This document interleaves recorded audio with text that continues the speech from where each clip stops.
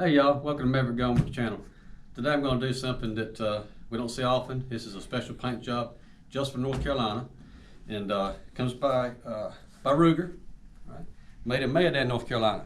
It's brand new to the store, so we're going to take it a look at this and kind of go through and give you an idea of what we have in a special paint job deal.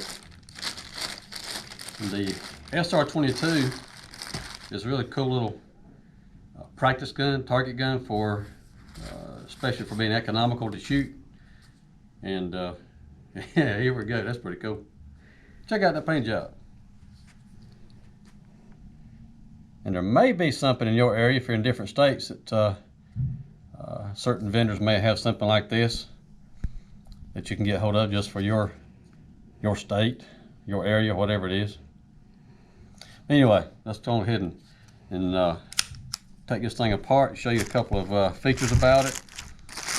And here in the box we've got our typical lock, our owner's manual, a different size grip if you want to change that out for different size hand, and go back in there, a couple magazines, a couple magazine plates, so you can have your extended finger rest, or you can put your flat plate on the bottom of it if you wanted to. All right, that being said, let me slide this stuff over out of the way, and we'll commence with show you how to take the gun apart and do a field stripping anyway, as far as cleaning it goes. With these guns, there is a magazine safety, so it will not fire without the magazine in the gun. So just be aware of that whenever you're using it. And before I even do that, I think I'll just go ahead and do a trigger pull test. And in that being the case, we're going to always, with a rim fire especially, we're going to put a dummy round into the chamber, and we have to put our magazine in or it will not function. And this is brand new right out of the box. I've not played with this gun at all, but it is a neat little target gun, a training pistol. Actually, I have one of these that we use for rental when we're doing our concealed carry classes, and works out really well for that. Really economical to shoot with 22 on rifle ammo. You know. And let's get a little tug on here. And it's just over 4 pounds, maybe 4¼ pounds. That's pretty darn good actually for a especially for a 22. That's in single action. And right out of the box. And now we have a double action also on this gun. So let's go ahead and pull the trigger here again and see what the double action trigger pull is going to be like. Just for the heck of it, we'll know. And it's going to be considerably more. Come on. 8, 9, and it clicks. Looks like it's close to 10 pounds. In which actually, you consider that against a revolver, it's actually pretty darn good, because most revolvers are going to be at least 12 to 15 pounds for double action. So anyways, as a semi-automatic, I kind of favor that. It feels pretty good, or as that part of it goes. And we're going to cycle it. We spit our spit our dummy round out across the floor, so it does eject very well too. All right, and that being the case, and this I tell you, I'm tickled with this paint job. We ordered this just for a customer that kind of took a liking to it, wanted something 22 that was easy to shoot and fun to play with kind of thing. Just happened to see this on one of our vendor sites, and I'm happy. Let's look at the red, white, and blue North Carolina star on there. All right. Anyway, with this firearm, to take it down, all right, we're going to take our magazine out. We have a takedown lever just under the edge of the frame here. It's just inside your trigger guard. And you're going to pull that lever down, just like that. That will allow the slide to come back enough that you can take it off the back, pull it up, and come forward. Okay, and now you have your slide off. There's your recoil spring. There's your slide, and you have access now to all the internal workings of the handgun. And with our typical use here, we're going to wipe down the surface areas where it would have accumulated gunpowder residue, lead or copper residue, especially in the barrel.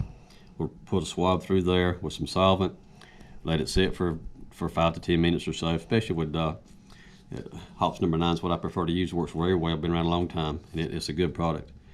And we'll let that sit a few minutes and come back with a clean, dry patch.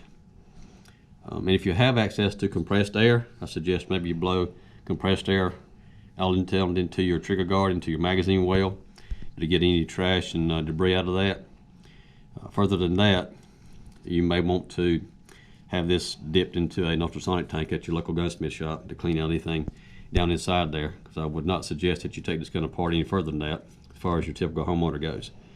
And after that, we can put a couple drops of lubricant in here, and any surfaces that are moving and friction surfaces along the track, maybe a drop or two down inside the trigger mechanism, and just a drop or two, and even come back with that after that, and maybe wipe it off with a cloth that you don't leave a puddle on it. You never want to leave a puddle in there so dirt will stick to it. All right, just a thin film is all you really need, especially if you got a good synthetic lubricant. Same thing with your slide, and this is very lightweight. Now, this is aluminum slide here with just the metal components that are necessary to make the gun function as far as wear goes. But anyway, we'll do the same thing here. We're going to come in with a little solvent. Especially pay attention to the face of the bolt right here, because I know on 22s especially, they're kind of dirty, and you may get a lot of carbon and dirt built up right here on the face of this bolt. So make sure you keep that cleaned out so that the gun will chamber correctly. I've seen that historically is a dirty location for a cartridge to cause a problem. Right. And then we'll wipe that off with a clean dry cloth and come back with just a dab of oil, maybe on your ejector right here where your extractor pivots inside the frame.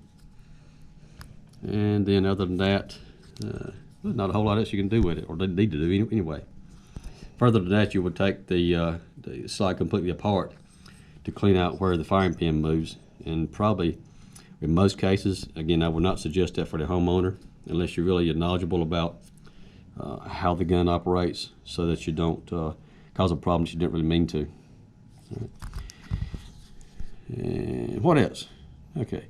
Now we said it had different size of grip in the box of the gun, so you can change the grip right here and be able to make this slightly smaller or larger to fit your particular hand application. On this gun also, we have a Picatinny rail on the bottom. Gives you the option of being able to put a flashlight and or a laser possibly under here if you think you needed that for your pleasure. And this gun also, with most any 22 long rifle semi-auto, the magazines are going to have a follower where you can pull down with just a tug of your finger. You'll be able to pull the follower down and be able to load your ammo easily without having to push against a spring. You know, I always thought that was kind of a little bit different or strange that the 22 long rifle magazines 9 times out of 10 are made this way, and which is a lightweight spring to start with, so it's not that difficult to overcome it to load it. But you get a 45 or 40 or 9mm, a lot of times it's really difficult to get the magazine full for a lot of people because it's a much larger spring. You know, those magazines should be made with a follower to make it easier to pull down. Anyway, yeah, what do I know? It's just we just notice that because we work on them a lot every day. All right, to reassemble the gun, and this is something I've thought about and kind of played with on different firearms, and we've seen this gun before myself as far as operation of it, and we do have one that we rent. So best way to do this, maybe I'll back up a second. You got to make sure that the gun is in the fire position and the hammer's cocked. It makes it much easier to put the slide back on it. All right, and besides that, you can't fire it anyway unless the magazine's in it, so it's not going to be a problem as far as dropping the hammer on it. All right, so what I found out usually works best is to take your recoil spring, put the gun up toward the sky, and you'll put the recoil spring into the pocket that is down in the frame, right down in here.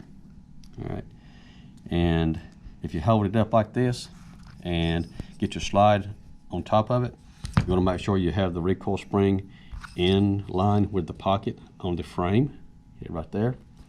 So if you get that in line first, kind of squeeze it down just a little bit. Hold your mouth just right and get it inside the recess.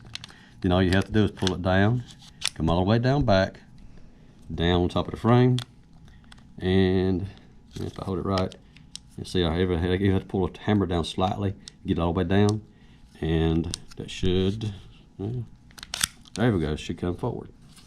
It's a little bit of manipulation, but usually falls right in place. There you go. Then make sure, after you've done that, you push down your latch, you hear it click, and it's back in position. And now we're ready to go. And see, now it's without the magazine in it, the gun will not function. I've got it on fire. So we'll stick the magazine in it. Make sure it clips in good. I want to hold my hammer because again, we don't have any dummy rounds in it right now, and we do not want to dry fire this gun for fear of damaging the face of your chamber or your firing pin. So I'm going to hold the hammer, all right, pull my trigger, and leaves the hammer down. Now the gun's ready to get back to work. All right. What else can I say about this one? I tell you what, the sight on this gun too, being a little bit of a target model, this is an adjustable rear sight that comes on it, so that's a pretty cool feature. You're able to adjust that. Windage and elevation are adjustable on it without having to take a punch and try to move it yourself or put it in a press to move it. So that's a good feature. And good bright white dots, you can see that. All right. So with that, pretty much covers our review and take down, put back together of our little Ruger SR22. Cool little target gun, really good for practicing. And I tell you, if you have maybe either younger folks or people, even beginners trying to learn how to shoot a gun, this is a really good choice. Okay. And besides that, it's made in North Carolina. Can't beat that, guys. Anyway, thanks for watching, and give us a call at Maverick Gun Works if we can help you with something.